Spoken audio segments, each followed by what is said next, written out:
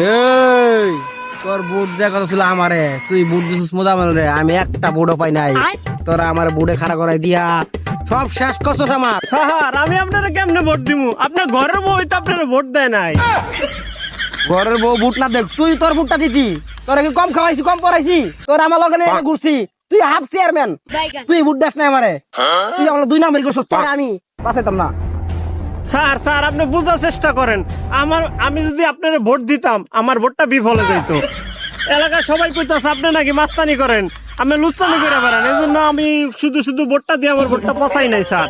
এবারের মতো আমার মাফ করে দেন স্যার। আর জীবনে আপনার ভোট দিতে যাবো না কেন্দ্রে।